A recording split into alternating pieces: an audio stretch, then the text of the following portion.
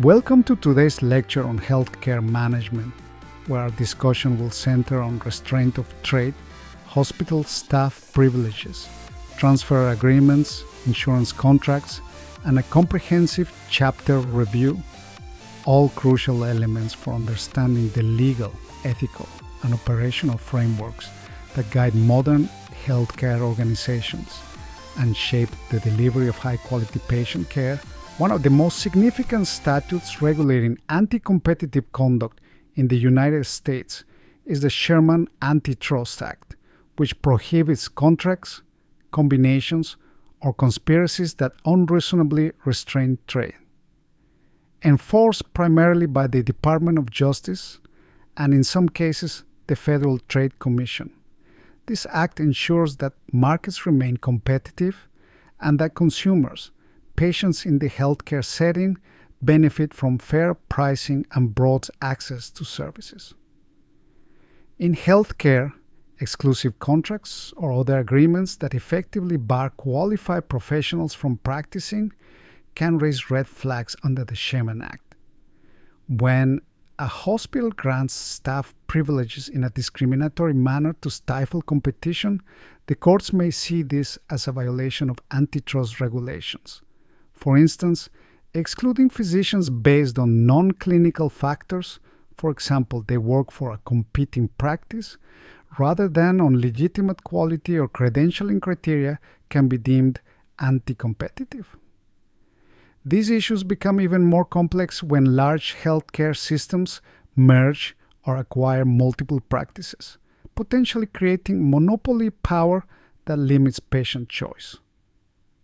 To maintain compliance, healthcare organizations must carefully evaluate their contractual and privileging practices to ensure that they do not suppress competition or unfairly harm other providers.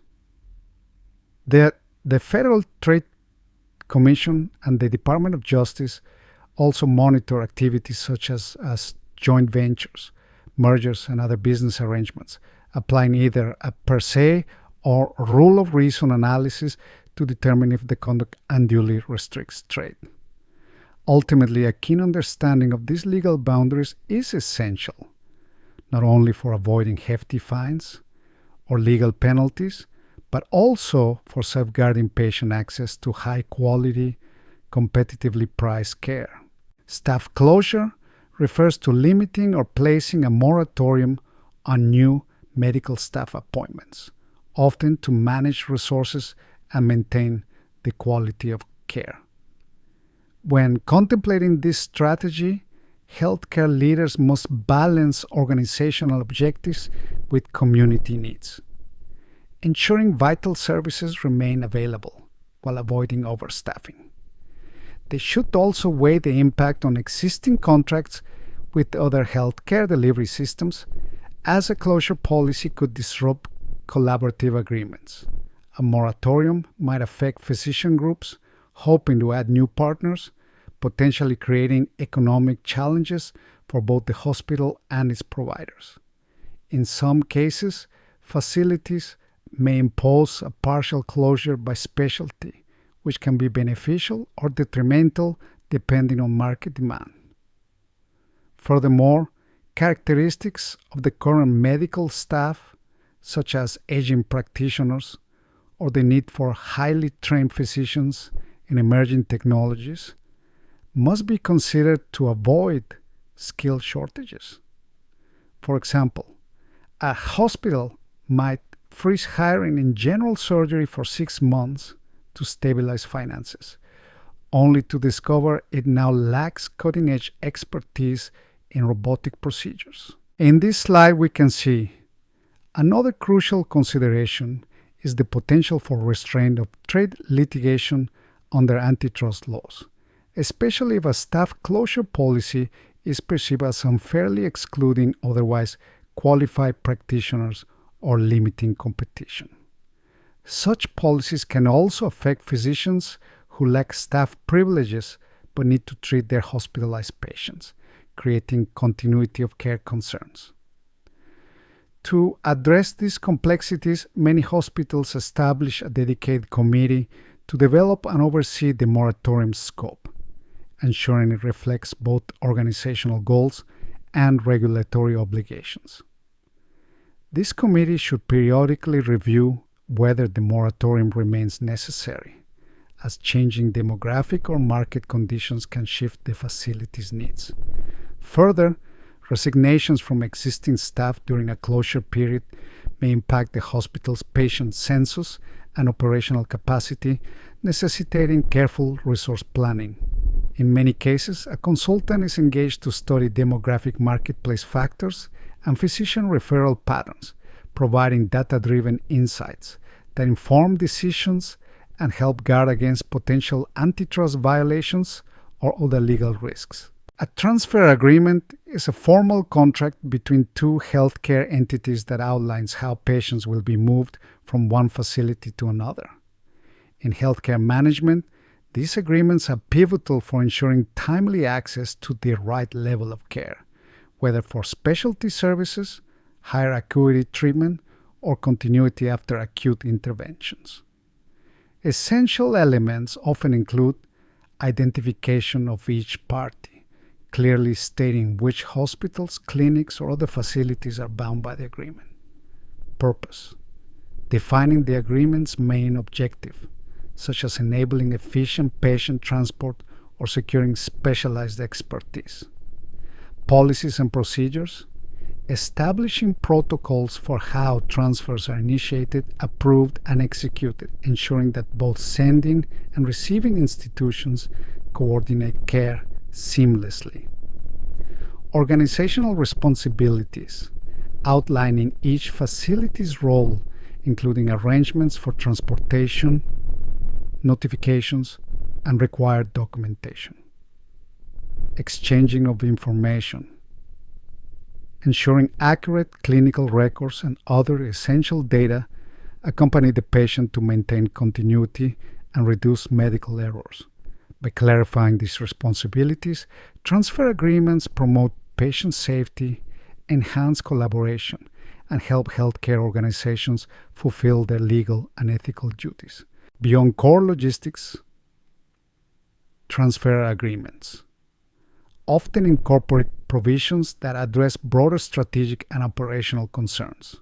One such consideration is retention of autonomy, meaning each healthcare organization continues to govern its own administrative decisions, staff privileges, and patient care policies even after establishing the transfer pathway. In practice, a rural clinic retains control over its day-to-day operations while partnering with a larger hospital to refer complex cases. A clearly outlined procedure for settling disputes is also vital. If disagreements arise, such as billing discrepancies or disagreements over patient responsibility, the agreement might specify mediation or arbitration as the first step before any court action. Similarly, a procedure for modification or termination ensures both parties can revise or end the arrangement under defined circumstances, like changes in patient volumes or the introduction of new service lines. Many transfer agreements also address sharing of services, allowing organizations to collaborate by pooling resources. For example, a specialty surgery team traveling to the smaller clinic on certain days. Provisions related to publicity may regulate how each entity can market the partnership, especially important if they are in competitive regions, and whether the public can be informed that the two facilities have a formal agreement. Lastly, the agreement may be exclusive or non-exclusive. In an exclusive setup, for example, a hospital might agree to handle all critical neonatal transfers from a single rural clinic, whereas a non-exclusive agreement would permit multiple receiving hospitals, offering patients more choices and potentially reducing waiting times. An insurance contract is a form of risk management designed to protect healthcare organizations and practitioners against financial losses arising from specific predetermined events, such as malpractice claims or unforeseen operational disruptions. In return for a fixed premium, which is typically paid on a regular schedule, the insurer agrees to indemnify, compensate the insured when covered risks materialize. These contracts are vital for healthcare providers because they help ensure continuity of operations, safeguard organizational assets, and maintain patient trust, even when unanticipated challenges like legal liabilities or major facility damage threaten a facility's financial stability. By spreading risks across many insured parties, insurers offer a safety net that lets healthcare professionals focus on delivering high-quality patient care. This slide provides a foundation for understanding how legally binding agreements work. It clarifies that a contract can be either written or oral, but written contracts are generally preferred because they offer stronger legal evidence. We then see the different types of contracts, such as express, implied, voidable, and executed, each with its unique implications for the parties involved. The distinction between enforceable and unenforceable contracts is also highlighted, emphasizing that enforceability ensures the possibility of legal recourse. Finally, this slide covers the primary subject matter of contracts, from real estate transactions to goods and professional services. In this slide, we delve into the three main components: offer, consideration, and acceptance that must exist for a contract to be legally valid. We also break down what constitutes a breach, noting how a plaintiff has to prove a valid contract, their own fulfillment of responsibilities, the other party's failure to perform, and the resulting economic loss.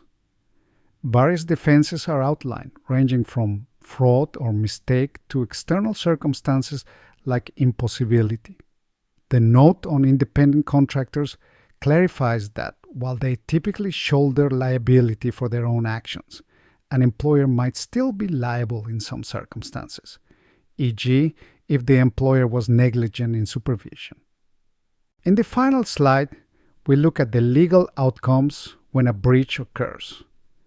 These include specified performance, where a court compels the breaching party to fulfill their duties, and monetary damages, which can be general, foreseeable, or consequential, unforeseen but caused by the breach. We also see how these principles apply to employment, particularly regarding termination rights and collective bargaining agreements. The recognition that handbooks and bylaws can act as contracts underscores the importance of drafting clear policies. Finally, we highlight exclusive contracts and antitrust laws, noting the Federal Trade Commission's role in maintaining market competition, as well as how transfer agreements and insurance contracts fit into this broader contractual framework. Thank you for joining me in this comprehensive overview of contract law as it applies to healthcare. We explored essential elements of contract formation, the nuances of breach and remedies, and how employment, bylaws, and exclusive contracts shape organizational practices. By understanding these core principles, alongside regulatory considerations like antitrust and the role of the Federal Trade Commission, you can better navigate the legal landscape and protect both patient interests and organizational integrity. We hope this videocast enhances your ability to draft, implement, and enforce contracts effectively, ensuring compliance and fostering a trustworthy healthcare environment.